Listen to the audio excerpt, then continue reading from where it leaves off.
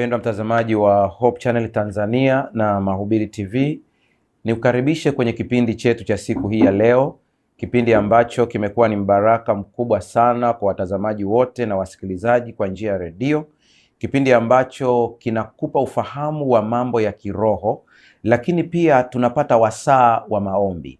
Kwenye kipindi cha leo, ukumbuke ya kwamba mwishoni kabisa tutakuwa na muda mzuri wa kufanya maombi, na usije ukasahau uweze kutuma shuhuda zako kwa mambo makuu ambayo Mungu amekutendea katika maisha yako. Hii inatia moyo watu wengine, wanaposikiliza zile shuhuda wanaelewa ya kwamba huyu Mungu aliyemtendea mtu fulani anaweza akanitendea na mimi pia. Tushirikiane taarifa hizi na sambaza somo hili kwa watu wengi uwezavyo. Utakuwa umeshiriki baraka ya kuwavuta wengine kwa Kristo. Kabla ya kuanza somo la siku hii ya leo, tuweze kuomba. Baba yetu uliye Mungu mtakatifu, mwenye upendo, mwenye rehema na neema, ninakushukuru sana kwa siku hii ya leo.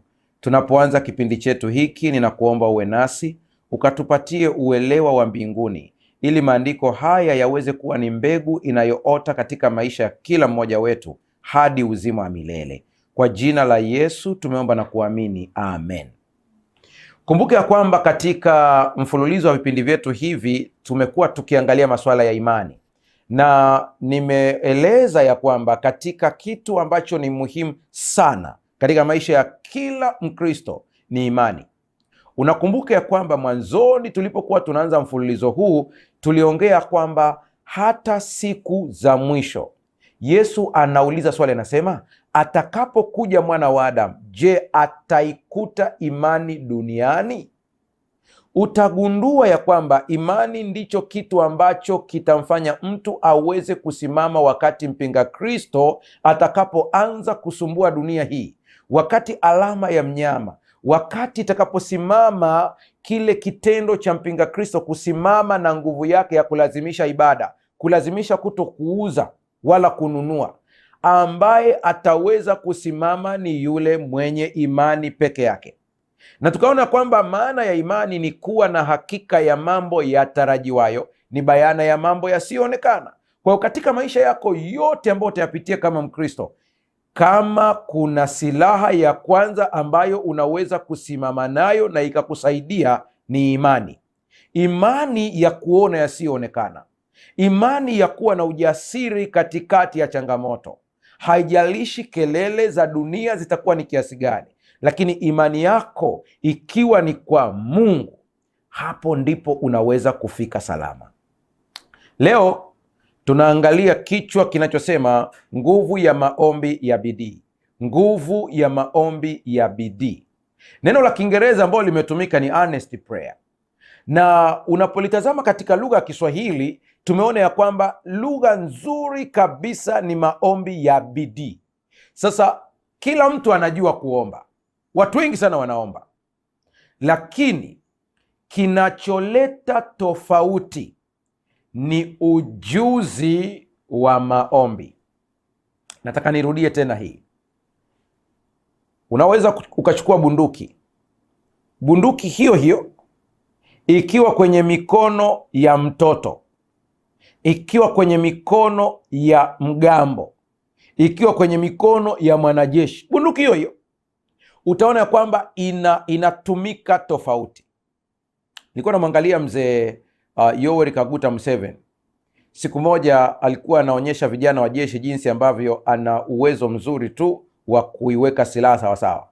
Mzee alishika ile silaha, ukimwona tu alivyoshika ile bunduki unajua anaweza kutumia silaha. Ina maana kwamba umri wake ni mkubwa, lakini bado ana uwezo mzuri wa kuitumia silaha yake na kuishikilia vizuri kama inavyotakiwa. Vivyo hivyo maombi katika midomo na moyo wa mtu anayeyajua yana tofauti kubwa sana na maombi katika midomo na moyo wa mtu ambaye hajui yanafanyaje kazi. Kwa lugha nyingine, naweza kushawishika kusema ya kwamba kuna sayansi ya maombi. Hii ndiyo inafanya tuweze kuona tofauti kati ya mtu mmoja na mtu mwingine. Angalia vizuri kwenye kitabu cha Yakobo sura ya 5 fungu la 17. Kwa tafsiri nilionayo, utatumia tafsiri wewe ulionayo, ili kusoma ili andiko vizuri. Anasema Eliya alikuwa mwanadamu mwenye tabia sawa na sisi, akaomba kwa bidii mvua isinyeshe, na mvua haikunyesha juu ya nchi muda wa miaka 3 na miezi 6. Sasa kuna kitu nahitaji ukitazame vizuri hapa, mwenye tabia sawa na sisi. Utaiona hapo baadaye. Mwandishi ambaye ni Yakobo anahitaji kuonyesha ya kwamba unapoona Eliya ameomba na mvua haikunyesha, haina maana ya kwamba Eliya ana tofauti na wewe. Watu wengi wanakosea hapa. Wanapoona mtu fulani akiomba na matokeo yakitokea, wanadhani ya kwamba yule mtu yuko tofauti na wao. Hapana, ni mtu kama wewe, anakula kama wewe, huyu mtu ana maisha kama ya kwako, lakini kuna kitu amekijua tofauti na wewe. Nimekazia kwenye vipindi vingi nikihitaji kusisimua moyo wako wa ujuzi wa kutafuta kujua zaidi ya vile ambavyo unajua, ili uweze kuzijua hizi siri zaidi ya hapo. Mtu kama sisi, lakini ana maisha ya maombi ya kipekee. Ukiangalia tafsiri ya Mfalme James, King James Version yenyewe inasema hivi: Eliya alikuwa ni mtu wa passion, the same passion as we are. Yani ni kana kwamba anasema Eliya alikuwa ni mtu wa matamanio kama mimi na wewe, lakini huku ametumia neno mwenye tabia sawasawa na sisi. Ametumia neno tabia sawasawa na sisi. Kwa hiyo nimeweka hivi, mtu kama sisi. Unayenitazama hapo, usimwone Mungu anayejibu maombi ya watu fulani, ila muone Mungu anayejibu maombi yako. Huyu Mungu nahitaji nimlete karibu na wewe, japo hayuko mbali. Nahitaji mawazo yako yamuone huyu Mungu akiwa anakuzingira. Mawazo yako yamuone huyu Mungu akiwa anakujibu sawa na watu wengine. Sitaki ujishushe hadhi na kuona uko duni kiasi kwamba uweze kujibiwa. Nahitaji uweze kuona kwamba huyu Mungu anaweza kukujibu wewe kama anavyoweza kunijibu mimi. Ibakie tu matumizi ya karama, kama vile Mtume Paulo anavyosema ya kwamba Roho Mtakatifu amegawa karama kwa watu mbalimbali. Huyu akampa hivi matendo ya miujiza, huyu akampa imani, huyu akampa kupambanua roho, huyu akampa lugha, huyu akampa kutafsiri. Tubakie kwenye matumizi ya karama kama matumizi ya karama, lakini tujue Mungu ni wetu sisi sote. Sasa mtu kama sisi, lakini maisha ya maombi ya kipekee. Hiki ni kitu gani? Unajua, unapomfikiria au unapofikiria kuhusu Eliya, kuna picha nyingi inayokuja. Mimi nikuulize, ni picha gani zinazojitokeza akilini mwako? Hata mimi ukinitajia tu Eliya, kuna picha zinakuja akilini. Moja, nabii aliyeshusha moto. Huyu ndiye Eliya, nabii aliyeshusha moto kutoka mbinguni. Nimesoma Biblia, sijawahi kuona nabii mwingine katika Biblia ambaye aliwahi kushusha moto kutoka mbinguni kama Eliya. Namba 2, mtu asiyeogopa, ambaye haogopi kusimama mbele ya wafalme wa ovu na kuwaambia ukweli wao kuhusu matendo yao. Alikuwa hana woga huyu jamaa, ni jasiri kweli kweli. Lakini ninaposikia habari ya Eliya, ninaona mtenda miujiza aliyewazidi farasi kwa mbio na kugawanya maji ya mto. Ana spidi kubwa, si ya kawaida. Kwa hiki kinanijia kwenye akili yangu, ndiyo, Eliya alifanya mambo haya yote, lakini Yakobo sura ya 5 fungu la 17 inatufunulia siri nyuma ya nguvu zake. Inasema Eliya alikuwa mwanadamu mwenye tabia sawa na sisi. Nahitaji nitulia hapa ili uanze kuiangalia tabia yako. Anza kujiangalia tabia yako wewe kama wewe. Tabia ya kupanda na kushuka, imani ya kupanda na kushuka. Leo unajisikia wa kiroho, kesho unajisikia uko down. Leo unajisikia mtu wa imani, lakini wakati mwingine unakumbwa na mashaka. Baadhi ya watu wamechukulia hili kama ni jambo ambalo linaweza kuwarudisha nyuma kiroho, lakini kwambie, mashujaa wa imani wote unaowafahamu walikuwa hivyo hivyo. Mtazame Petro. Petro leo anaonekana akiwa mwenye nguvu, kesho anamkuta ni dhaifu. Petro huyu anamwambia Yesu, Bwana, kama ni wewe niamuru nije kwako. Anatembea juu ya maji kwa imani akiwa anamtazama Yesu. Haikupita hata dakika nyingi, Pale pale Petro anapoona upepo anaogopa, anaanza kuzama, anamkumbuka Yesu, anampigia kelele tena, Yesu anamshika mkono, Petro anaanza kutembea tena. Petro huyu ndiye ambaye siku moja Yesu wakati anauliza wanafunzi wake, watu wananiona ya kwamba mimi ni nani? Wananisemaje huko nje? Kila mmoja akasema, we ni Eliya, mwingine Yohana amefufuka.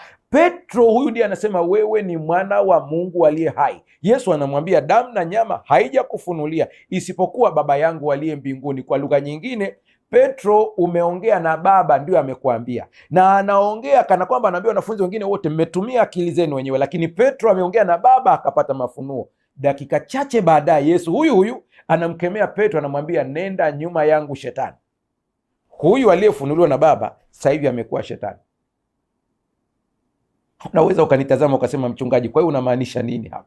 Ninamaanisha sitaki Shetani atumie udhaifu wako kukukatisha tamaa, ukaenda mbali na Mungu, ukadhani Mungu hawezi kutenda miujiza katika maisha yako. Eliya alikuwa mwanadamu wa namna moja nasi, mwenye tabia sawa na sisi. Ukisoma kwenye kitabu cha Wafalme wa Kwanza sura ya 19 fungu la 4, utaona kwa kina kile ambacho kinaelezewa pale, kwamba Eliya aliwahi kumwomba Mungu amtoe uhai wake. Ndiyo, ikiwa kuna wakati ulijiliwa na wazo la kujiua, Eliya ni kwa vile tu hakutaka ajiue, alitaka Mungu ndiye amuue. Kwa kama kuna wakati uliwaza ya kwamba utoke hapa duniani, maisha yamekuwa ni magumu, Eliya alikuwa kama wewe. Ni nabii ambaye alifikia kiwango cha kuwaza Mungu amtoe uhai wake. Kwa kama kuna shida ambayo unaipitia mpaka unawaza kwamba usingelikuwepo duniani, hilo wazo halizuii utendaji wa Mungu kama tu utatubu na kurudi kwenye mstari. Eliya alikuwa mtu wa namna moja nasi. Anaposema alikuwa na tabia sawa na sisi, hizi ndizo tabia za Eliya. Sasa muone Eliya kama mtu ambaye kuna wakati naye alikuwa anakata tamaa hivyo hivyo. Nguvu ya Eliya haikutokana na yeye ni nani, bali jinsi alivyokuwa akiomba. Hii sentensi ni muhimu, nataka ingie kwenye akili yako sasa hapa. Nguvu ya Eliya haikutokana na yeye alikuwa nani, ila alivyokuwa akiomba. Unajua, hata wakati nikiombea watu, wakati mwingine mtu anaweza akadhani kwamba Mungu ananisikia kwa vile mi ni mchungaji. Hapana, usije ukachanganya mafaili hapa. Kwenye hoja ya utendaji wa Mungu hakuna cheo, kuna mtu anayesimama kama mtu. Eliya hakujibiwa kwa sababu alikuwa ni Eliya. Eliya alijibiwa kwa sababu alijua namna ya kuomba. Na hapa ndipo tunaanza kuingia ndani kabisa, tuone kile ambacho kimeendelea katika maisha ya Eliya. Sikia, nguvu ya Eliya, narudia tena, haikutokana na yeye ni nani, bali alivyokuwa akiomba. Hakuomba tu, aliomba kwa bidii na mbingu zikasikia. Kuna kitu kinaitwa bidii ambacho lugha ya mkoloni ameita earnest prayer. Kwa hiyo Eliya aliomba kwa bidii. Sasa hii bidii ni ya namna gani? Kuna jambo la kushangaza hapa ambalo inatakiwa tuanze kulitazama kwa makini. Sikiliza, nguvu hiyo hiyo inapatikana kwako wewe. Unanitazama sasa hivi, hii nguvu hii ambayo ilikuwa kwa Eliya iko ndani yako. Umewahi kuona Yesu anawaambia watu, ufalme wa Mungu hauji kwa kuchunguza chunguza, bali ufalme wa Mungu uko ndani yenu. Na ili ujue kwamba anaongea mada tofauti kwa wengine, akasema ufalme wa Mungu u mkononi, anapoongea mada nyingine. Kwa hiyo utajiuliza maswali, ufalme wa Mungu huu kuna sehemu anasema u mkononi, ufalme wa Mungu huu uko ndani yenu. Sehemu nyingine anasema ombeni mkimwambia Mungu ufalme wako uje. Kwa hiyo kuna saa ufalme wa Mungu unakuja. Ni kana kwamba ufalme wa Mungu upo kwenye dimension tatu, upo katika mitazamo mitatu. Inategemea umeangalia mtazamo upi. Ndio sababu mtu akimwona Mungu katika sura moja tu ya hukumu, hawezi kumwona Mungu katika sura ya rehema, hawezi kumwona Mungu katika sura ya tabibu, ambaye tabibu, mchungaji sijakuelewa hapa, tabibu anaweza kumtibu jambazi, lakini polisi hawezi. Hapa ndipo umuone Mungu katika sura zake zote. Kwa hiyo ukimchukulia Mungu katika sura moja tu, utajikuta kwamba kuna vitu unavikosa, maana una dimension moja ya Mungu. Ni Mungu ambaye ni tabibu, ni Mungu ambaye ni hakimu. Ona katika dimension zote. Sasa sikia vizuri hapa, nguvu ya ufalme wa Mungu iko ndani yako, na nguvu ya ufalme wa Mungu ipo mkononi. Na ufalme wa Mungu uje ni matukio matatu tofauti, inategemea unahitaji utumie lipi. Mungu tunayemtumikia anaishi ndani yako, lakini taratibu za kidini na mifumo yake imetufanya tumwone Mungu anaishi mbali. Hata ukisoma ile sentensi Baba yetu uliye mbinguni, unaanza kuwaza habari ya makao yake anapokaa, lakini Daudi anasema niende wapi nijifiche na uso wako? Hata nikienda kuzimu upo. Tunaye Mungu ambaye yuko pote wakati wote, omnipresent, yuko pote wakati wote. Kwa hiyo hata wakati mwingine ukiomba, unaweza ukaomba hivi, Mungu uliyeko ndani yangu.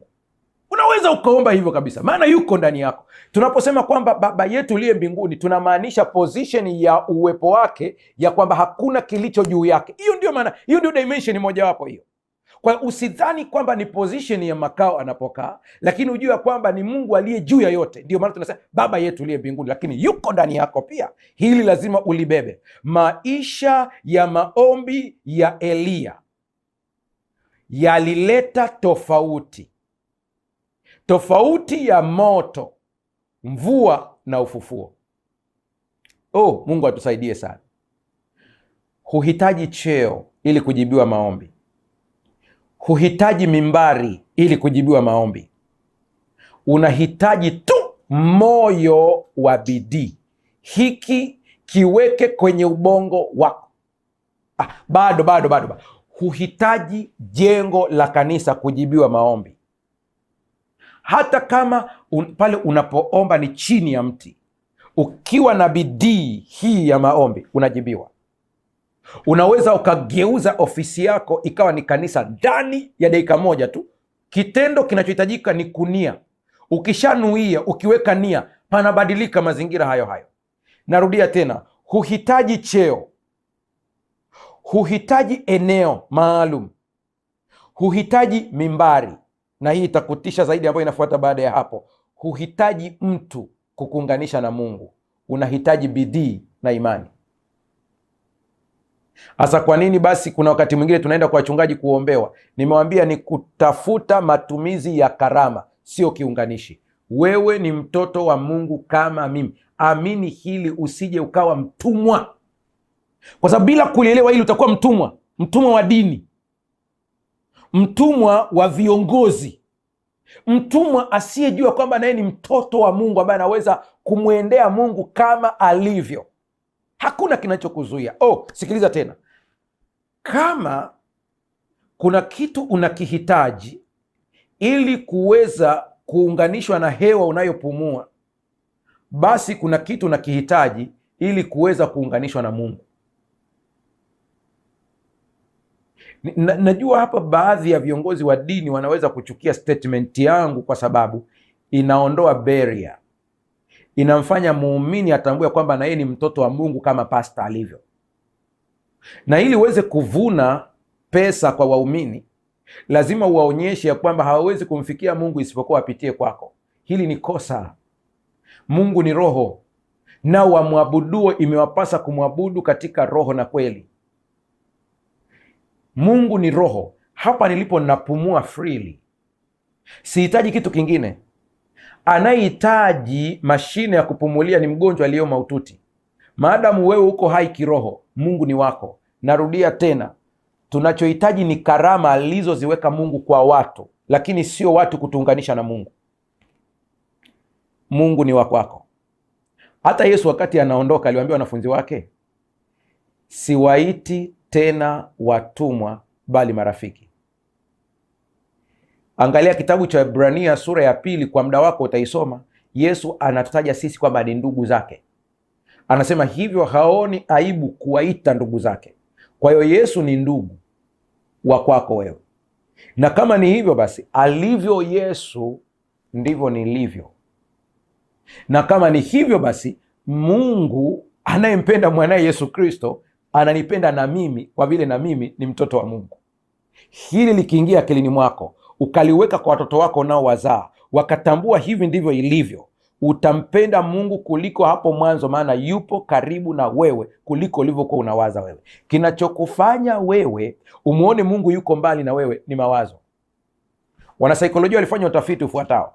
Wanandoa ambao wanaongea kwa sauti kubwa sana wakati wanapojadiliana jambo, mmoja anaongea kwa sauti ya juu sana wakati mwingine yuko hapa, walichunguza bongo zao wakagundua kwamba ubongo wa huyu anayepiga kelele unamuona mwenza akiwa mbali ijapokuwa yupo karibu. Kwa hiyo ndio maana anapiga kelele kabisa, wewe unisikii, wewe imekuwa hivi, unisikilize. Yani kwa sababu anamuona yuko mbali. Kwa hiyo yuko mbali mentally, japo physically yupo karibu. Ukiona mtu anampigia kelele Mungu wake yuko mbali, haina maana yuko mbali kiukweli, yuko mbali mentally, yuko mbali kwenye akili. Mungu atusaidie sana. Hebu tuangalie maisha ya maombi ya Eliya ambayo yana matukio kadhaa yafuatayo: 1, moto; 2, mvua; 3, ufufuo. Inabeba vitu hivi vitatu. Eliya, vitu vitatu vipo kwa maisha yake yote, na stori zake zote zinabebwa na vitu hivi vitatu. Nimekuambia 1 ni moto, 2 ni mvua, 3 ufufuo. Kwa kuna vitu vinabebwa hapa, na hivi vyote vina mafunzo kwetu kiroho. Leo tuichunguze kwa kina maombi yaliyobadilisha hali ya hewa. Ndio sehemu ya kwanza hiyo. Yakobo 5:17 ndipo anasema, akaomba kwa bidii mvua isinyeshe, na mvua haikunyesha juu ya nchi muda wa miaka 3 na miezi 6. Kwa cha kwanza ni maombi yanayobadilisha hali ya hewa.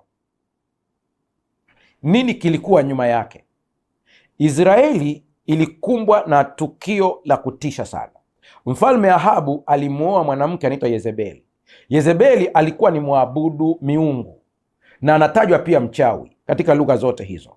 Yeye Yezebeli alikuwa na miungu ya kwao aliyoileta katika Israeli. Israeli ikabadilika kutoka kumwabudu Mungu mmoja ikawa inaabudu miungu mingi, na Ahabu alishiriki hadi kujenga mahekalu ya miungu hiyo. Mmoja ni mungu Ashtoreth ambaye tunamwita Ishta, mwingine alikuwa ni mungu ambaye anaitwa Marduk. Kulikuwa na miungu mingi mingi mingi mingi mingi, na mungu ambaye alikuwa anaabudiwa sana alikuwa anaitwa Baal. Baal alijizulia umaarufu kwa sababu aliaminika kwamba anaweza kuwasaidia watu kupata hali ya hewa nzuri ili mazao na ng'ombe waweze kuishi vizuri. Kwa ndio umaarufu wa Baal. Ndiyo sababu Eliya anapokuja anaibua hoja ya Mungu yupi anayeweza kujibu na kubadilisha hali ya hewa. Anapomleta Mungu wa mbinguni, muumba wa mbingu na nchi na bahari na vyote vilivyomo, hoja inakuja, ikiwa Baali ndiye mleta mvua tujue, ikiwa Mungu wa mbinguni ndiye mleta mvua tujue, tutajuaje sasa? Eliya anasimama akimkemea Ahabu mwabudu miungu, akamwambia mvua haitanyesha. Ukisoma lile fungu la Eliya wakati anapoongea, anaongea kama anaka kiburi fulani hivi, lakini usitafsiri katika lugha ya kiburi. Anasema hivi, mvua haitanyesha muda wa miaka 3.5 isipokuwa kwa neno langu. Anaposema neno langu, Eliya ni mwakilishi wa Mungu kwa asilimia zote. Ni kana kwamba anamwambia Ahabu, tupime tuone yupi Mungu wa kuabudiwa. Eliya akaondoka, mvua ikagoma. Hapa utajiuliza bidii iko wapi? Wale ambao wamefuatilia vizuri mafunzo ambayo nayatoa kupitia Mahubiri TV pamoja na Hope Channel, nimesema kuna maombi ya kutamka na kuna maombi ya upatanishi. Kuna maombi ya aina nyingi. Hapa Eliya alitumia maombi ya kutamka. Yana nguvu kwa sababu anahitaji kumwinua Mungu halisi ajulikane. Nasema karama ya miujiza na maombezi sio kwa ajili ya entertainment. Yaani uweze tu kuamua kuitumia unavyopenda. Kwa vile Mungu amekupa karama ya miujiza, amekupa karama ya maajabu, unaanza tu kufika, unakuta watu wamekaa wengi, unaambia nataka niwabadilishie maji mnywe juisi. Hiyo ni entertainment. Lakini lazima itumike kwenye matukio maalum ambayo yanaleta utukufu kwa Mungu. Ndio maana hapa unamsikia Eliya anaongea kwa ujasiri, anamwambia Ahabu, mvua haitanyesha isipokuwa kwa neno langu. Na kweli mvua ikagoma, haikunyesha. Na ujue, relax kidogo hapo, naye nitazama, ukiwaombea watu laana itawapata, ila na wewe utakula matokeo kwa saizi yako. Pastor, sasa hapo inakuwaje? Mvua ilipogoma, Eliya na yeye alikosa chakula. Ikatokea tu Mungu akamuita kunguru, akaanza kumlisha mkate na nyama, protein na carbohydrate. Sayansi imeprove zikienda sambamba zinasaidia kiwango cha sukari kwenye mwili. Kumbe haya yote hapo kwenye Biblia. Lakini njaa ilipozidi, Ahabu akawa makini na mikate yake, kiasi kwamba kunguru naye akakosa hata mkate wa kumchukulia Eliya. Ndipo Eliya akachukuliwa akapelekwa moja kwa moja hadi kwa mwanamke mjane wa Sarepta. Mungu ni wa ajabu. Hakumpeleka Eliya kwa watu wenye uwezo mkubwa, alimpeleka kwa mjane, ili kwa kitendo cha mjane kumlisha Eliya, mjane naye abarikiwe. Angalia jinsi mambo ya Mungu yalivyo. Mjane anamlisha Eliya na mjane naye anabarikiwa, hatua kwa hatua, mpaka ukame unaisha. Ukame unapoisha, Eliya anarudi. Hebu sikia hapa, mtu mmoja aliomba na mbingu zikafungwa. Kwa nini? Kwa sababu moyo wa Eliya ulikuwa na mzigo juu ya dhambi za Israeli. Maombi yake yalikuwa jasiri, yenye imani, na yalikubaliana na mbingu, yalienda sambamba, aligned. Tunafanya wheel alignment kwenye magari. Gari ambayo haijafanyiwa wheel alignment, unaona jinsi inavyoenda. Ikifanyiwa wheel alignment, safi kabisa, inaenda vizuri kabisa. Maombi vivyo hivyo yanatakiwa yaende sambamba na Mungu. Motive ya kile unachokiomba iwe ni utukufu kwa Mungu na kuleta baraka kwa wengine. Na hii nimewapigia kelele watu wengi ambao wanaomba kwa ajili ya baraka za kiuchumi. Lengo lako ni nini? Show off, au ni ili uweze kubarikiwa na uweze kubariki wengine? Na utakapobarikiwa lazima imani yako itapimwa. Baada ya kupata zile baraka, unabariki wengine au unajibariki wewe mwenyewe? Eliya aliomba na ikatokea mvua ikagoma kabisa kabisa. Jambo la pili muhimu, maombi yaliyoleta moto kutoka mbinguni. Kumbuka, ya kwanza yalibadilisha hali ya hewa. Tunaye Mungu ambaye anaweza kubadilisha hali ya hewa ya ndoa yako. Tunaye Mungu anayeweza kubadilisha hali ya hewa pale kazini kwako. Tunaye Mungu anayeweza kubadilisha hali ya hewa katika uchumi wako. Tunaye Mungu anaweza kubadilisha hali ya hewa katika afya yako. Huyu ndiye Mungu tunayemtumikia. Lakini kabla ya kuomba hali ya hewa ibadilishwe, lengo lake ni nini? Ni jambo la msingi sana. Eliya aliyomaliza zoezi la kwanza, miaka 3.5 imeisha, akarudi. Na anaporudi anakutana na mtu mmoja anaitwa Obadia. Obadia alikuwa ni mtu katika serikali ya Ahabu. Pamoja na mauchafu yote ya Ahabu aliyofanya, Obadia alikuwa ni mcha Mungu. Mcha Mungu wa pekee sana. Unajua, wakati huyu Ahabu ameua manabii wa Mungu, Obadia aliwachukua manabii takribani 70, akawaficha kwenye mapango, akawa anapelekea chakula kwa siri. Kila wakati anapeleka kwa siri wale na maji. Huku Ahabu anatafuta wako wapi manabii wa Mungu niwamalize. Obadia aliwaficha. Katika kila serikali kuna wacha Mungu wako hapo. Nenda ukaangalia wakati wa serikali ya Babeli, walikuwepo akina Shadraka, Meshaki na Abednego. Nenda ukaangalia wakati wa serikali ya kule Misri, Farao akitawala, walikuwepo akina Yusufu. Laiti viongozi wa serikali wangelijua kuna baadhi ya mambo yanaenda vizuri kwao, sio kwa sababu yao, ila kuna wachamungu wachache wanaoomba. Wapo katika ofisi fulani, wapo mahala fulani, hawa ndio wanaoshikilia ofisi yako. Ukijua hili, wewe ambao umepewa madaraka na cheo, utaheshimu wafanyakazi walioko chini yako ambao wanakuomba ruhusa ya kwenda kuabudu. Yako baadhi ya mambo hayakupati kwa sababu yao. Obadia alivyokutana na Eliya, Eliya akamwambia, nenda ukamwambia Ahabu umeniona. Siwezi kusahau maneno ya Obadia, yapo akilini mwangu mpaka leo. Akamwambia Eliya, mtumishi wako, yani kana kwamba anambia, nimekosa nini? Mbona unaniingiza kwenye matatizo? Na anamsimulia, anamwambia, Hakuna ufalme hapa ambapo Ahabu hakutuma watu kukutafuta. Wewe nitazame vizuri, wewe ambaye umebahatika kuwa na televisheni yako leo na ambao unasikia kwa njia ya redio, nisikilize vizuri. Eliya alikuwa sehemu ambayo analishwa na kunguru, lakini Ahabu alikuwa bize kutuma watu kwenye falme mbalimbali ili kumkamata Eliya. Mungu anaweza kukuficha, haijalishi maadui zako wanakutafuta kiasi gani. Eliya akaingia kwa nyumba ya mjane, na kuna uwezekano mkubwa hata pale alipokuwa Sarepta walituma wajumbe kumtafuta, lakini hawakuingia katika nyumba ya mjane, maana hakuna mtu ambaye aliwaza kwamba Eliya anaweza kuishi kwenye nyumba ya mjane. Huyu ndiye Mungu tunayemtumikia. Kuna wakati Mungu anaweza akaruhusu utolewe kwenye madaraka, sio kwa sababu anakuchukia, ila ni ili akufiche.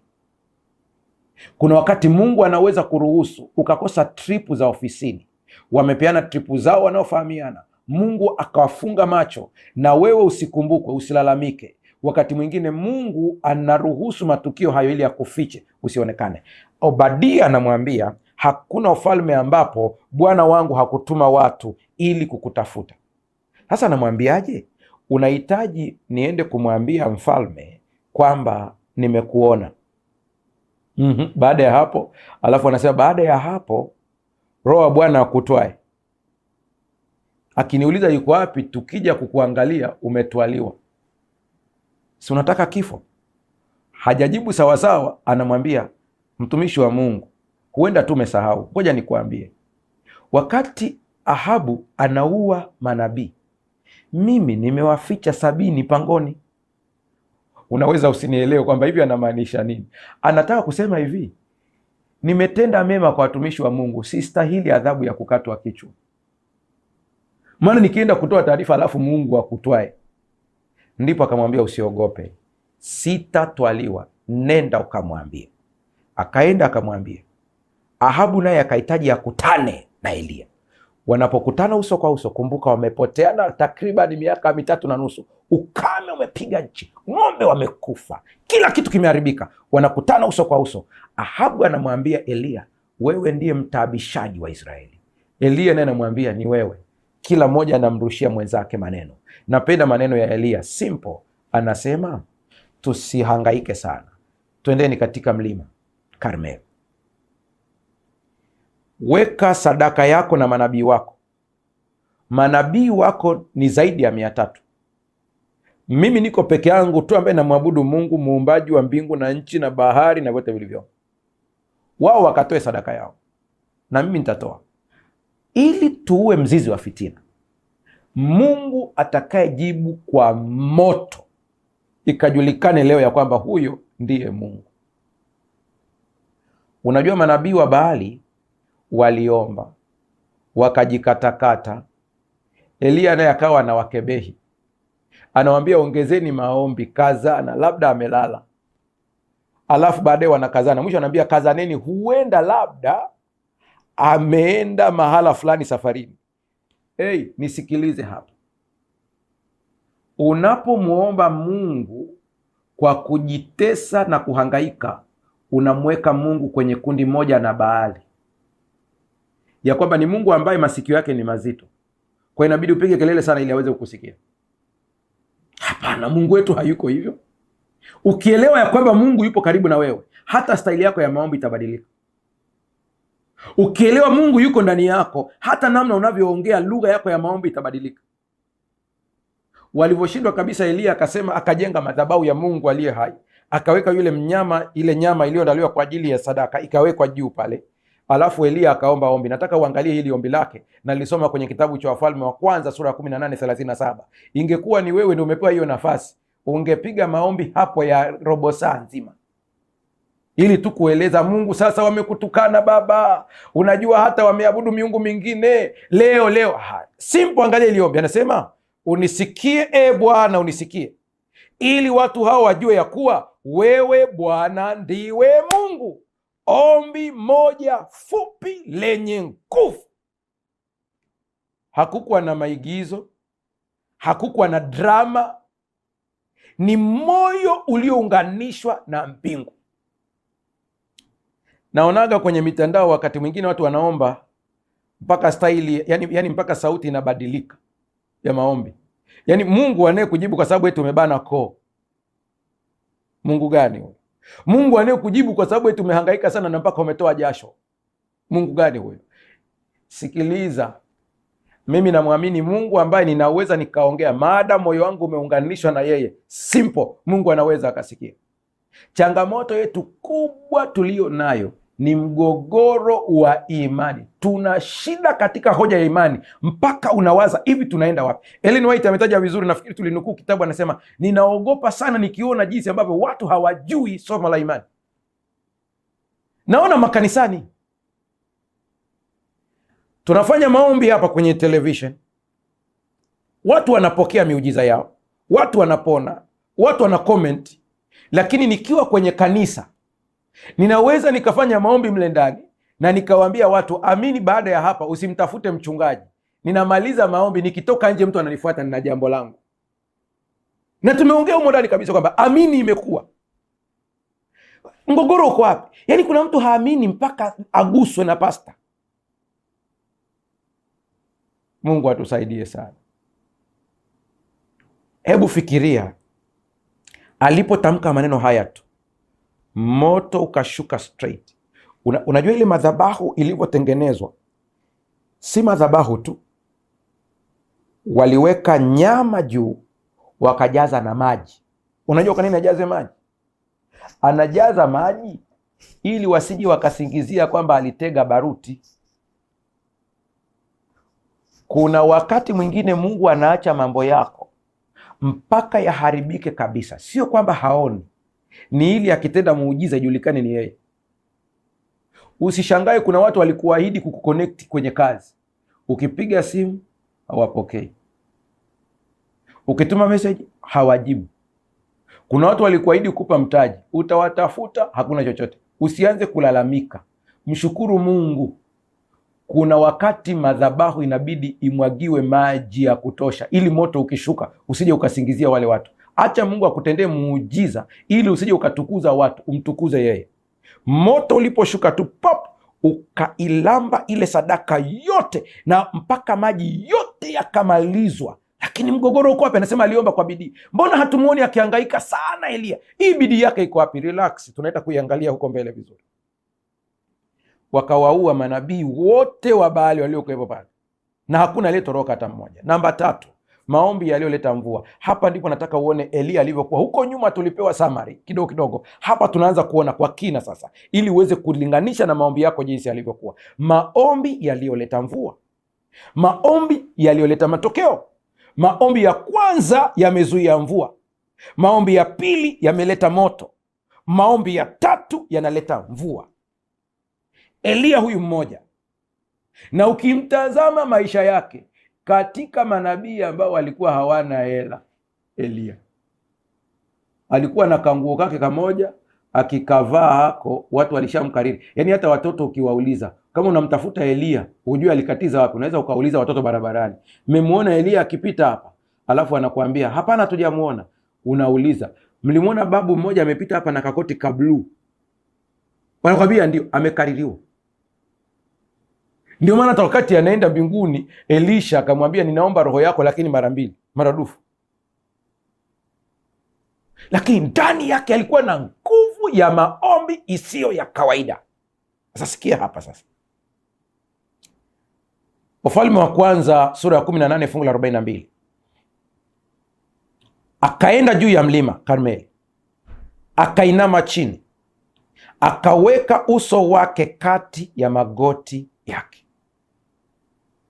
Ninasoma watu wakiwa wanasujudu, lakini sijawahi kuona design hii.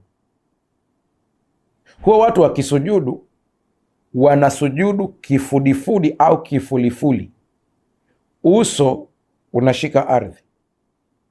Lakini hii anasema uso wake ulikuwa kati ya magoti yake, ishara ya unyenyekevu wa pekee sana. Na nilijua kwamba aliomba mara 1, lakini ukiangalia vizuri utaona mambo ya ajabu. Aliomba si mara 1 bali mara 7. Nataka hapo utulize akili yako vizuri, ufuatilie kwa umakini. Usikariri mfumo wa maombi. Muulize Roho Mtakatifu akuelekeze kwa jambo hili unatakiwa uombe namna gani. Hata Yesu wakati anaponya watu hakutumia staili moja ya uponyaji. Kipofu wa kwanza anamshika macho tu, anaona. Kipofu mwingine anatema mate, anakoroga, anampaka, anamwambia nenda ukanawe katika birika la Siloamu. Kipofu mwingine anamtoa mbali na watu, na yeye anamgusa, anamwambia waona nini? Anasema naona watu kama miti. Anamgusa mara ya pili.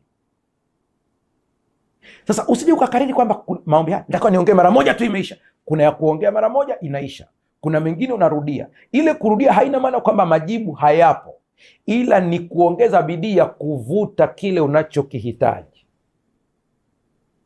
Roho Mtakatifu akusaidie uweze kuelewa hili.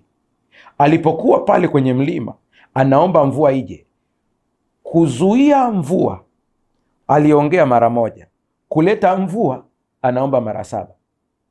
Hebu anza kufikiria tu hicho kitu hicho. Wakati wa kwanza mara moja, usikariri. Sasa wakati anapoomba hii awamu nyingine, kitu ambacho kinanishangaza sana, yuko na mtumishi wake ambaye huwa hatajwi sana, hatajwi. Maana hata kurithishwa unabii ilishindikana, ikabidi apewe Elisha. Unajua watumishi wa viongozi hao mara nyingi ilikuwa wanatarajiwa kushika mikoba yao, lakini mtumishi alifeli kabisa. Wakati anaomba akamwambia mtumishi wake, nenda ukaangalie kama wingu limeanza, maana ili mvua ije lazima pawe na wingu. Akarudi akamwambia hamna kitu. Akarudi mara ya pili asema hamna kitu. Sio kwamba kulikuwa hamna kitu. Hapa naomba Mungu akusaidie uweze kuelewa hii sentensi vizuri. Sio kwamba kulikuwa hakuna kitu. Hapana.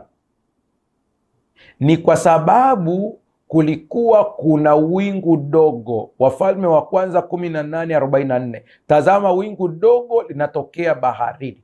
Tatizo ilikuwa ni saizi ya wingu. Ili mvua inyeshe ni lazima aweze kuona wingu kubwa, lakini awamu hii wingu ni dogo. Kwa lugha nyingine, kuna watu Mungu ameanza kujibu maombi yenu, lakini kwa vile mliyaona kwa udogo, hukuongea lugha ya imani, uliongea lugha ya mashaka, ukadhoofisha nguvu ya majibu. Maana umeomba Mungu akuponye ugonjwa, akaanza kukuponya, lakini ulichokuwa unajibu ni kwamba kwa kweli bado, maana mgongo bado unauma. Wakati mgogoro ulikuwa ni mwili mzima, badala ya kukiri uponyaji wa sehemu iliyoanza, unaongelea sehemu iliyobakia ambayo haijaponywa. Unaharibu nguvu ya majibu. Eliya anaomba mara ya kwanza, anamuuliza Bwana, anaona kwamba hakuna kitu, lakini mara alipompa majibu Eliya ya kwamba kuna wingu dogo kama kiganja, Eliya akaongea maneno ya imani, akasema, wahi, kimbia haraka sana ukamwambie Ahabu aondoke, maana hiyo ni mvua kubwa sana. Yuko mtu ambaye unahitaji mtaji wa biashara, tageti yako ni milioni 10, mkononi una 100,000, lakini huoni ya kwamba Mungu anaweza kuifanya 100,000 kutenda kazi ya milioni 10. Kila unapouliza sema sina mtaji, nina 100,000 tu, unadhoofisha majibu ya maombi. Leo utubu na kubadilika. Sikiliza, kwa nini maombi ya bidii yanafanya kazi? Ni swali la msingi sana. Maombi ya bidii yanafanya kazi. Kwa nini yanafanya kazi? Huu ni mwitikio wa kimbingu. Kwa nini maombi ya kawaida yafanyi kazi? Yesu alitoa mfano wakati anapoongelea habari ya maombi ya bidii. Akawaambia wanafunzi wake, ni yupi ambaye jirani yake atamgongea mlango au dirisha lake wakati wa usiku, akimwambia, ninaomba unipatie mkate kwa ajili ya mgeni aliyenitembelea? Anasema, lakini huyu ambaye anaombwa mkate agome kuamka kwa sababu anakereka, amelala kitandani, hawezi kuamka. Anasema huyu muombaji akiendelea kumuomba sana, Ndipo huyu ambaye anaambiwa atoe mkate na hataki kwa sababu kuna baridi, amejifunika blanketi, anasema huyu anayeomba atakapoendelea kumkera sana, anayeombwa mkate ataamka kumpa mkate, si kwa sababu ana lengo la kumpa mkate au nia kumpa mkate, ila kwa sababu anakerwa na huyu mtu anayemgongea dirishani. Namna nyingine ni hii. Yesu anahitaji kusema ya kwamba huyu mtu atakuja kutoa mkate si kwa sababu anapenda, ila kwa sababu ya kuogopa kero. Ndipo Yesu akawageukia wanafunzi wake akawaambia, je, si zaidi Baba yenu aliye mbinguni? Hana maana Mungu anakerwa, ila anamaanisha kuna baadhi ya mambo ili yatokee lazima tuendelee kupush. Nakupa mfano mwingine ili uweze kunielewa vizuri. Danieli akaomba muda wa siku 21, amefunga. Siku ya kwanza alipotia nia ya kuomba, majibu yalitolewa siku ya kwanza, lakini hadi kumfikia siku 21. Usiache kuomba kwa ajili ya mtoto wako. Usiache. Hata kama huoni mabadiliko leo, endelea kuomba. Usiache kuomba kwa ajili ya mume wako. Hata kama huoni mabadiliko leo, endelea kuomba. Usiache kuomba kwa ajili ya mke wako. Hata kama huoni mabadiliko leo, endelea kuomba. Usiache kuomba kwa ajili ya biashara yako. Hata kama unaona kwamba kila ukiomba inazorota, usiache kuomba. Mungu anakuja kukuletea baraka ambayo italipa mpaka yote yaliyopita. Usiache kuomba. Yako baadhi ya maombi inakubidi uendelee kupush, inakubidi uendelee kuomba, inakubidi uendelee kuongea na Mungu, inakubidi uendelee kuongea na Mungu katika lugha ya imani. Kwa nini maombi ya bidii yanafanya kazi? Namba moja, yanakubaliana na mapenzi ya Mungu. Wakati fulani unapoendelea kuomba ni kwamba unabadilisha maisha yako yapelekane na kile ambacho Mungu anahitaji.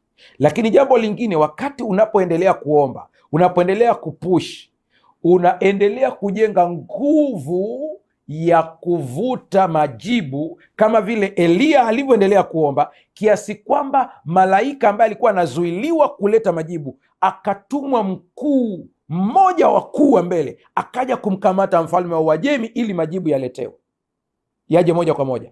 Huwezi kujua kuna kitu gani kinaendelea katika maisha yako ya majibu, inakubidi uendelee kuomba. Kwenye kitabu cha Yohana wa kwanza sura ya 5 fungu la 14 anasema, na huu ndio ujasiri tulio nao kwake, ya kuwa tukiomba kitu sawasawa na mapenzi yake atusikia. Maombi ya bidii si kuhusu kutimiza mapenzi yetu binafsi, bali ni kuhusu kutafuta na kuomba kulingana na mapenzi ya Mungu. Tunapolingana na mapenzi yake, tunakuwa na uhakika kwamba anatusikia na anatujibu maombi yetu. Kwa hiyo wakati mwingine unapoendelea kurudia kuomba, unapoendelea kumwomba Mungu, si kana kwamba wewe unalazimisha. Ina maana ya kwamba unabadilishwa ulingane na mapenzi yake. Namba 2, yanashirikisha moyo wote. Unajua, wakati fulani tumeangalia andiko linasema, wawili wenu wanapokubaliana jambo watatendewa. Lile andiko tumelitafsiri tukiwa tunamaanisha kwamba watu wawili, lakini lina maana zaidi ya moja. Moja ya maana yake ni hii: wawili wenu. Wawili wenu, akili yako ikikubaliana na moyo. Mchungaji, bado hapo sijakuelewa. Yesu akawaambia, amin amin nawaambia, yeyote atakayeuambia mlima huu ng'oka. Kutamka inabidi akili ndio ikomani mdomo kutamka. Yeyote atakayeuambia mlima huu ng'oka, wala asione shaka nafsini mwake, ila ayaamini ya kwamba ayaombayo yametukia, yatakuwa yake. Kumbe maombi ya bidii yanatusaidia sisi kushirikisha moyo. Moyo maana yake ni kufurahia na kukiona kile ambacho kimetendeka tayari kwa njia ya imani, hata kama macho na reason yetu haioni. Yeremia 29 fungu la 13 anasema, nanyi mtanitafuta na kuniona, mtakaponitafuta kwa moyo wenu wote. Mtu anayefanya jambo kwa moyo ni mtu ambaye hakati tamaa. Nini kinakufanya usikate tamaa? Kuna namna unaliona jambo tofauti na watu wengine jinsi ambavyo wanaona. Ukiomba kwa moyo usiokata tamaa, matokeo yanakuja. Mungu anajibu wale wanaomtafuta kwa moyo wao wote. Maombi ya bidii yanahitaji kujitolea kikamilifu bila kushikilia chochote cha nyuma. Hapa ndipo kuna pointi muhimu sana. Kuna mtu anakuambia, lakini nimeomba sana sikuona matokeo. Unaongea story. Lakini kuna wakati nilimwambia sikuona matokeo. Unaongea story. Ongea sasa, ona kwa imani. Namba 3, kwa nini maombi ya bidii yana matokeo? Namba 3, yanaachilia nguvu ya Mungu. Mathayo 17:20, Yesu akawaambia, kwa sababu ya upungufu wa imani yenu, kwa maana ami nawaambia, mkiwa na imani kiasi cha punje ya haradali, mtauambia mlima huu, ondoka hapa uende kule, nao utaondoka, wala halitakuwako neno lisilowezekana kwenu. Kumbe mgogoro ni imani. Imani ni nini? Ni kuona mambo yasiyokuwepo kana kwamba yako tayari. Maombi ya bidii yanashirikisha macho ya rohoni kuona mambo ambayo hayaja kuwepo kana kwamba yako tayari. Maombi ya bidii yanafungua milango ya miujiza na uwezekano usio na kikomo, kwa sababu yanatuunganisha na nguvu za Mungu zisizo na mipaka. Nimeongea kwa herufi kubwa ili iingie akilini mwako vizuri. Nguvu za Mungu zisizo na mipaka. Unanitazama, umeambiwa kwamba una saratani na huwezi kupona. Nguvu za Mungu hazina mipaka. Unanitazama na umefukuzwa kazi na hakuna namna ya kurudi tena. Nguvu za Mungu hazina mipaka. Unanitazama na tumbo lako limefungwa na umeambiwa huwezi kupata mtoto tena. Nguvu za Mungu hazina mipaka. Unanitazama na una urahibu wa mambo ambayo umejaribu kuiacha imeshindikana na umejiona kabisa uwezi. Nguvu za Mungu nakuambia hazina mipaka. Mungu anaweza akatenda zaidi ya vile ambavyo unatarajia wewe. Mungu atusaidie sana. Kitabu cha Njia Salama, ukurasa wa 94, paragrafu ya 2, kile cha Kiingereza, anasema maombi ya bidii ya imani yataileta roho katika mawasiliano na nguvu za mbinguni. Maombi ya bidii sio lele mama, sio maombi ya kugusa kwa kujaribu tu, sio maombi ya mtu ambaye anasema ngoja nione kama itatokea. Maombi ya bidii. Maombi ya bidii ni maombi ambayo unaomba ukiamini ya kwamba Mungu anakutendea bila kukata tamaa. Nimesema kuna ambayo utatamka mara moja itatokea, kuna mengine itabidi urudie mara kadhaa. Elia aliomba mara 7. Wewe umeomba kidogo tu umekata tamaa. Hapana, wakati mwingine endelea, na utasikia Roho wa Mungu anakuongelesha ndani kabisa ya kwamba endelea kuomba, endelea kuomba, endelea kuomba. Bidii yako inakuunganisha na nguvu za Mungu zisizoonekana. Tunapokaribia kufunga kipindi chetu, natamani uweze kuona ni kitu gani ambacho kinazuia maombi ya bidii. Maombi ya bidii yana mambo ambayo yanaweza kuyazuia pia. Ni yapi? Umekumbuka kwamba wakati Danieli anaomba aliungama dhambi yake na dhambi ya taifa lake. Namba 1, kitu ambacho kinazuia maombi ni dhambi inayofahamika isiyoungamwa. Hii zingatia vizuri kabisa. Dhambi inayofahamika isiyoungamwa. Tunatenda dhambi ambazo hatuzijui. Hiyo huwezi kuhukumiwa katika hilo. Sina maana kwamba huwezi kuhukumiwa mbele za Mungu, lakini namaanisha kwamba huwezi kuhukumiwa na kuzuiliwa maombi yako kwa sababu ya dhambi usiyoifahamu. Neema ya Mungu inakukava. Lakini dhambi ambayo unaifahamu na unakataa kuiungama inazuia maombi yako. Zaburi 66 fungu la 18, kama ningaliwaza maovu moyoni mwangu, Bwana asingesikia.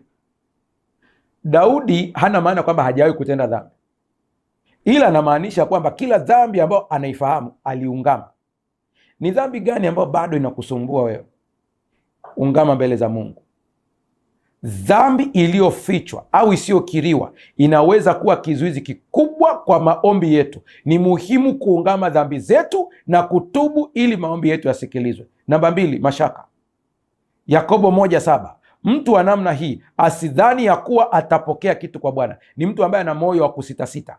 Imani ni msingi wa maombi ya bidii. Tunapokuwa na mashaka, tunazuia uwezo wa Mungu kufanya kazi katika maisha yetu kupitia maombi. Hata Yesu kule Nazareti kijijini kwao alitenda ishara chache na miujiza michache kwa sababu ya kutokuamini kwao. Namba 3, kiburi. Yakobo 4:6, Mungu huwapinga wenye kiburi, lakini huwapa wanyenyekevu neema. Kiburi kinazuia majibu ya maombi kabisa kabisa. Namba 4, kutokutulia. Kutokutulia, wengine wameita usumbufu, lakini kutokutulia. Zaburi 46 fungu la 10, tulieni mjue ya kuwa mimi ni Mungu. Umeomba huku unapaparika, mara uko kule, mara uko hapa. Kuna mtu mmoja akasema, umehama madhabahu kiasi kwamba hata Mungu anashindwa kujibia kwenye madhabahu ipi. Mara uko huku, mara umeenda kwa waganga, mara unahangaika kutafuta msaada kule. Tulia, acha Mungu atende mambo yake. Namba 5, mahusiano yaliyovunjika na watu wa karibu na wewe. Mathayo 5:24, uende kwanza upatane na ndugu yako. Ukiwa unaombea jambo zito kabisa na ukakumbushwa kwamba kuna ndugu yako ambao hamjapatana, nenda mkapatane naye. Wanandoa, Mungu anasema, enyi waume kaeni na wake zenu kwa akili, ili kuomba kwenu kusizuiliwe. Kwa kila mmoja unaona na changamoto yake. Mungu akusaidie sana ili uweze kujua hizi hatua na kuzifanyia kazi. Namba yetu inapita hapo katika televisheni yako. Tunapokwenda katika maombi, endelea kutuma maombi yako. Yesu aliomba maombi ya bidii. Yesu mwenyewe aliomba maombi ya bidii pale Getsemani. Aliomba kwa bidii, aliomba kwa bidii usiku kucha.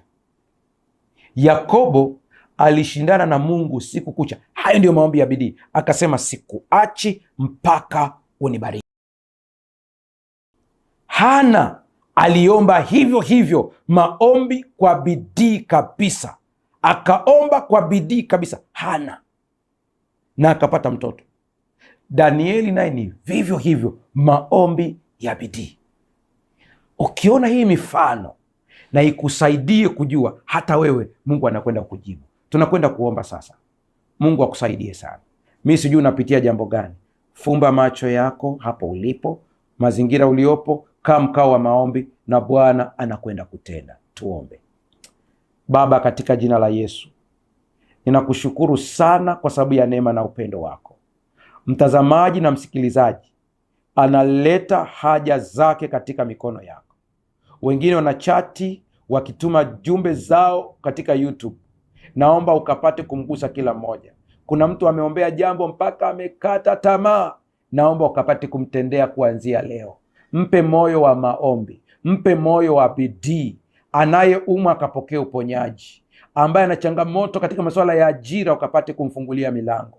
Ambaye ana changamoto katika ndoa yake ukamtendee. Ambaye ana changamoto ya ada ukamfungulie milango. Kila mmoja tukapokee shuhuda nyingi za matendo makuu ambayo umetenda. Kwa jina la Yesu tumeomba na kuamini, amen. Mpendwa mtazamaji, kumbuka utashiriki huduma hii kwa